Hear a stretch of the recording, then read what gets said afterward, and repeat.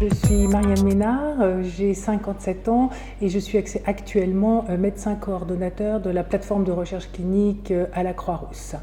J'ai été nommée PH en 2008 en médecine polyvalente et là mon activité consiste à manager une équipe de 25 personnes en recherche clinique et j'ai moi-même une activité clinique. Je suis par ailleurs membre du CPP Sud-Est 3 et présidente en alternance. J'ai très tôt été très attirée par la recherche clinique et j'en ai fait en hypertension artérielle et en hépatologie au sein du CHU de Grenoble. J'ai beaucoup aimé ce travail de médecin de recherche clinique, mais malheureusement, il n'y avait pas d'issue et d'évolution de carrière. J'étais financée sur une association et avec des vacations, donc un statut extrêmement précaire. Donc j'ai décidé de faire un petit tour dans l'industrie pharmaceutique. Et j'ai donc été responsable de la communication scientifique. Pendant ces 2 années, je vais faire court, mais je me suis enrichie sur l'aspect de l'entreprise et le fonctionnement de ces industries pharmaceutiques. Mais par contre, ça a été une expérience extrêmement pauvre sur le plan humain. Et puis, j'ai rencontré 2 gros échecs. C'est que j'ai complètement déstabilisé ma famille, mes enfants, en raison de déplacements multiples et sur la France et des horaires impossibles. Je ne me suis pas occupée de mes enfants pendant 2 ans. Et l'autre problème, c'est que j'avais fait de la clinique avant et que j'aime bien le malade. Et la relation médecin-malade m'a énormément manqué. Et je suis sûre que je ne suis pas faite pour rester devant un ordinateur et faire des stratégies marketing. Donc j'avais très envie de retourner à l'hôpital et j'ai eu l'opportunité de rencontrer Monsieur Trépeau qui m'a proposé un poste de médecin de recherche clinique dans son unité où il y avait essentiellement de la recherche clinique en pleine épidémie de VIH et de VHC.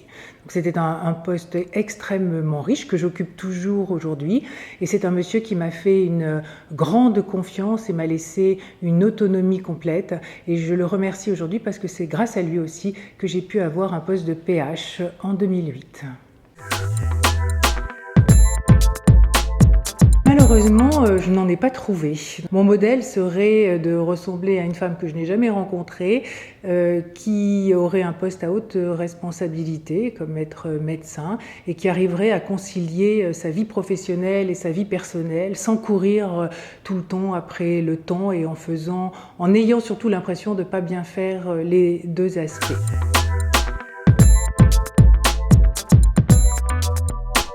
Alors l'épidémie de Covid, on l'a vécu vraiment en direct à la Croix-Rousse parce que, comme vous savez, le protocole Discovery a été initié par le professeur Florent Sader et donc nous étions aux premières loges. J'ai donc dû mobiliser toute mon équipe pour pouvoir mettre en route ce protocole.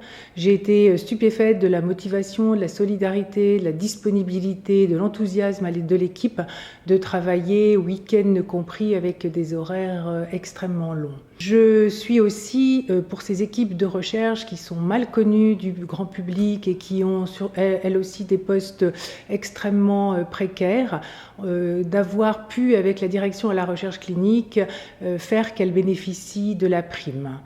Je continuerai de toute façon à me battre pour ce personnel pour qu'ils aient des statuts et des carrières bien meilleurs que ce qu'ils ont aujourd'hui.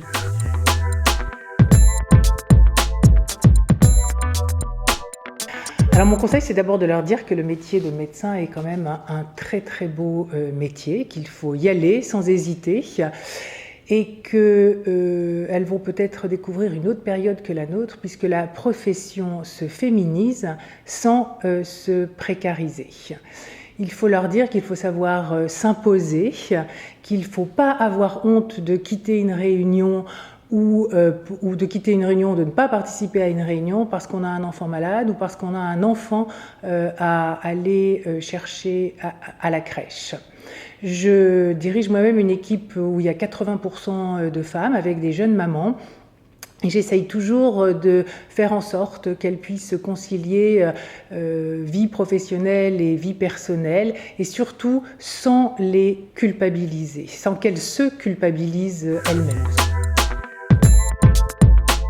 L'association est intéressante sur ce plan-là parce que nous avons comme projet d'organiser un mentorat avec notre expérience pour justement aider ces jeunes médecins à la fois sur la carrière universitaire et à la fois peut-être de leur donner des conseils suite à notre expérience sur un bon équilibre de vie.